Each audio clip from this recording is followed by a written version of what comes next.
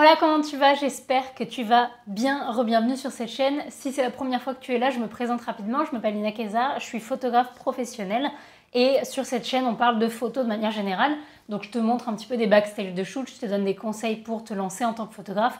Donc si c'est quelque chose qui peut t'intéresser, n'hésite surtout pas à t'abonner, à cliquer sur la cloche pour avoir toutes les vidéos, à cliquer sur le pouce quand la vidéo te plaît, bref, tout ce qu'il faut faire sur YouTube. Et du coup, on va rentrer directement dans le vif du sujet. Ce pourquoi tu es là aujourd'hui, c'est mon retour sur l'EOS R.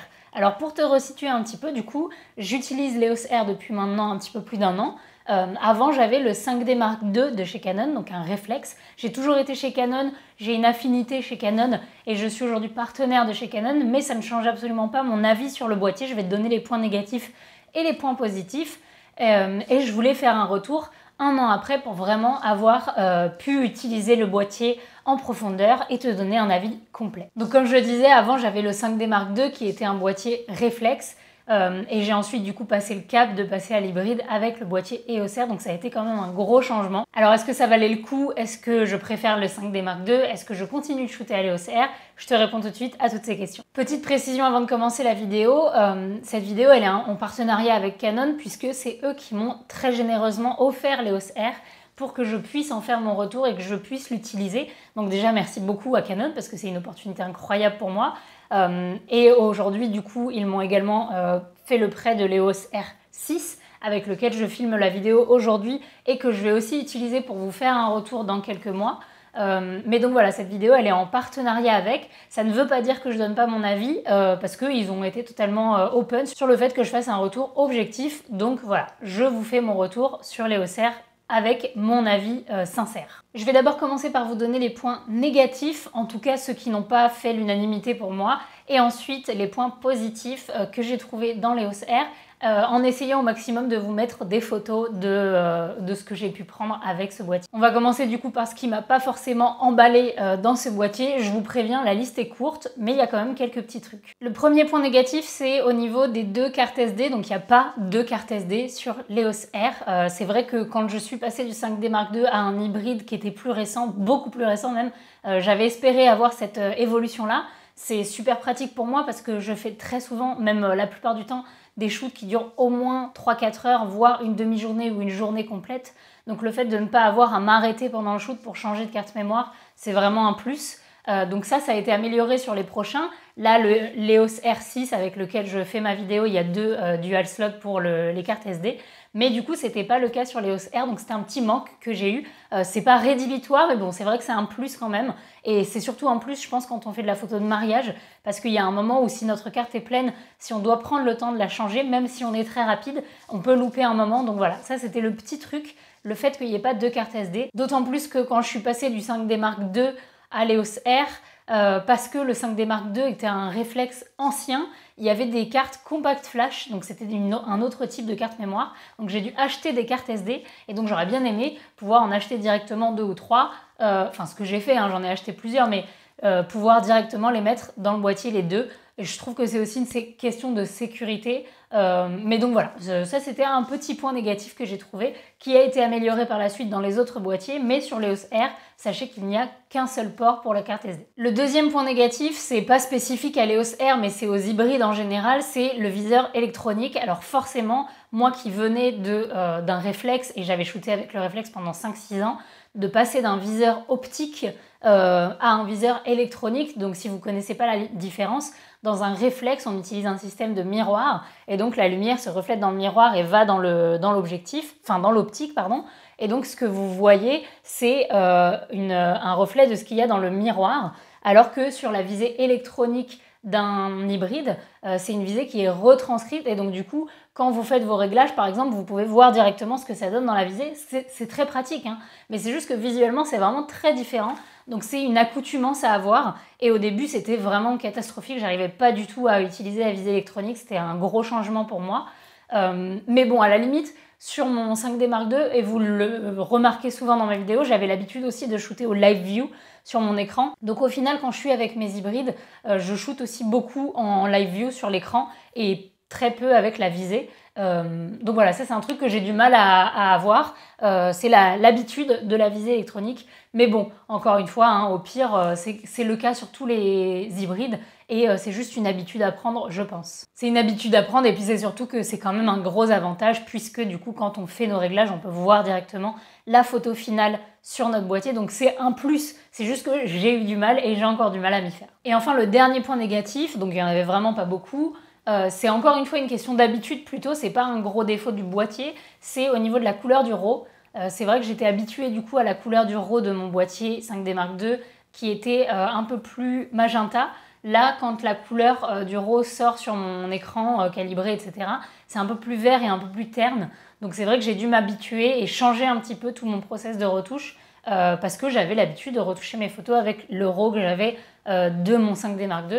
Donc voilà, la couleur du RAW, c'était pas exactement ce que je souhaitais dans le boîtier, mais au final, maintenant que ça fait 1 an et que j'utilise principalement l'EOS R pour shooter, bah, je me suis habituée et maintenant c'est bon. Mais au début, c'était un petit peu bizarre pour moi et il a fallu que je retravaille ma retouche du coup. Désolée pour le changement de luminosité, mais d'un coup le soleil a décidé de sortir, donc ça a changé un petit peu. Et on passe du coup maintenant au point positif. Donc vous voyez, les points négatifs, il n'y en avait pas des masses. Moi, c'est vraiment un boîtier que j'ai adoré. Voilà, très, très sincèrement, c'est un boîtier que j'adore.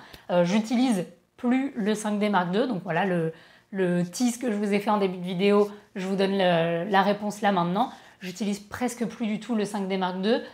J'utilise tout le temps l'EOS R et à mon avis l'EOS R6 je vais aussi beaucoup l'utiliser. J'adore ce boîtier et donc je vais vous donner les points positifs qui font que je préfère vraiment ce boîtier à mon 5D. En premier, c'est tout ce qui a rapport avec l'ergonomie du boîtier. C'est vrai que quand on passe à d'un boîtier réflexe à un boîtier hybride, je vais vous les prendre juste ici pour comparer. Quand on passe d'un boîtier réflexe à un boîtier hybride, je le sens déjà même là à bout de main. Le boîtier hybride est beaucoup plus léger, beaucoup mieux au niveau de la prise en main ici du grip, plus profond. J'aime vraiment l'ergonomie du fait que le viseur électronique dépasse un petit peu, donc au niveau de quand on colle son nez sur l'écran, on ne va pas s'écraser le nez sur l'écran qu'il y a ici. Enfin bref, plein de petits détails comme ça qui font qu'au niveau de l'ergonomie de l'écran orientable, qui me change la vie pour moi, parce que moi j'avais pas d'écran orientable sur mon 5D Mark II, donc clairement quand on fait de la vidéo, quand on fait de la photo, qu'on veut faire un peu de la plongée, etc.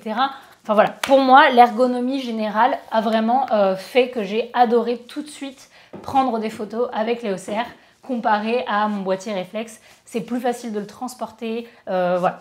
Tout simplement, j'aime beaucoup la prise en main. Ensuite, le deuxième gros point positif que j'ai beaucoup aimé sur l'EOS R, c'était tout ce qui a rapport avec la mise au point, que ce soit la rapidité de la mise au point quand on shoot en rafale ou quand on shoot en train de bouger avec la modèle. La rapidité, la précision de la mise au point est incroyable.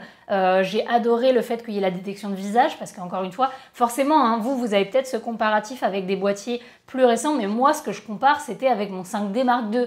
Donc, il n'y a pas photo, blague nulle. Mais vraiment, en termes de mise au point, c'est un bonheur. Le fait d'avoir l'écran tactile pour pouvoir faire la mise au point sur le visage, si toutefois la détection de visage, c'est pas fait, ce qui n'arrive jamais, hein, la détection de visage est vraiment très précise. Mais si, au contraire, justement, je veux pas la détection de visage et je veux faire la mise au point sur un sujet qui est derrière, le fait que ce soit tactile et très rapide, c'est vraiment un bonheur pour moi. Donc bref, tout ce qui est rapport avec la mise au point, c'était un gros plus. Même en basse lumière, hein, d'ailleurs, quand j'ai fait des shoots en intérieur, en beauté, avec juste une fenêtre, au niveau de la précision de la mise au point sur le nez, les yeux, c'était vraiment parfait. Le quatrième avantage, c'est ce que j'utilise là tout de suite pour filmer, c'est ce qui est la connexion Wi-Fi. Le fait qu'il y ait une connexion Wi-Fi pour pouvoir shooter en connecté, pour pouvoir déclencher à distance quand je filme mes vidéos. Ça forcément, si vous êtes que photographe, peut-être que ce ne sera pas un gros plus, mais moi qui filme du coup des vidéos, avant c'était une galère avec mon 5D, je devais faire des allers-retours derrière pour faire la mise au point, pour vérifier si c'était bien, ensuite je revenais ici, ensuite je revenais déclencher, ou alors il fallait un câble avec mon ordi et une appli. Là, c'est juste le téléphone, la Wi-Fi, je déclenche sur mon téléphone pour filmer. Et pareil pour transférer les fichiers, des fois quand je suis en train de shooter et que j'ai pas forcément le temps de sortir mon ordi avec le câble et tout, je connecte en Wi-Fi, je transfère les photos sur mon téléphone pour voir ce que ça donne. Vraiment la connexion Wi-Fi pour moi ça a été un gadget, mais un gadget très utile. Ensuite, un autre point que j'ai aimé, c'est au niveau de la livraison du boîtier, le fait que ce soit livré avec une bague d'adaptation. Ça, je trouvais ça vraiment génial. Alors, je crois que c'est toujours livré avec une bague d'adaptation. En tout cas, moi, ça a été le cas. Parce que du coup, quand on a des boîtiers réflexes et qu'on a des objectifs réflexes, et qu'on n'a pas forcément tout de suite le budget d'acheter des objectifs compatibles avec l'hybride, je trouve ça vraiment bien d'avoir pensé de la part de Canon à livrer le boîtier avec une bague d'adaptation pour pouvoir tout de suite utiliser les objectifs qu'on a à la maison sans frais additionnels. Donc vraiment ça c'était un petit détail dans le package quoi, mais qui je trouve est une attention importante. Donc voilà, sachez que si vous avez envie de prendre l'EOS R et que vous avez que des objectifs réflexes à la maison, vous avez une bague d'adaptation qui est livrée avec dans le prix du boîtier. Et enfin, un dernier point, c'est au niveau de la précision, de la qualité de la balance des blancs automatiques. C'est vrai que quand on shoot et qu'on n'a pas forcément le temps de faire une prise de vue, une balance des blancs personnalisée, pardon, ou que la luminosité va beaucoup changer et qu'on est en train de shooter, genre par exemple un mariage ou un shoot mode qui dure toute une journée où on change de lieu, la balance des blancs automatique, c'est le réglage le plus simple.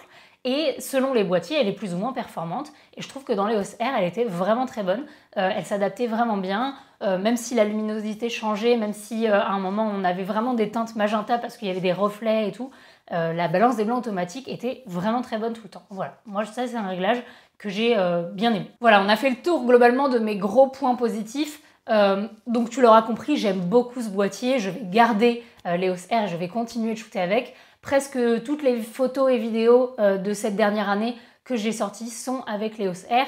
Et donc du coup, je te laisse avec quelques photos d'exemple pour te montrer un petit peu ce que ça donne.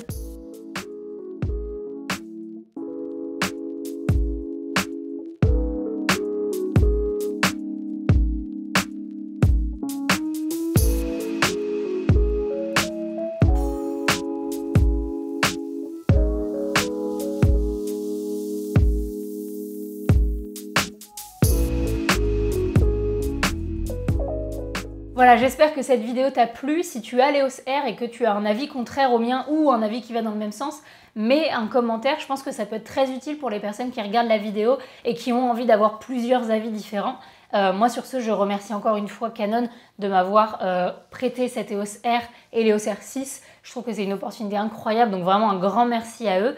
Et puis si toi tu es intéressé pour prendre du coup ce boîtier ou de savoir quel matériel j'utilise en général, je mets tous les liens de mon matériel en barre d'infos tout le temps sur toutes mes vidéos. Donc voilà, je te laisse regarder. Sur ce, je te dis encore merci d'avoir regardé la vidéo jusqu'au bout et moi je te fais des bisous. Ciao!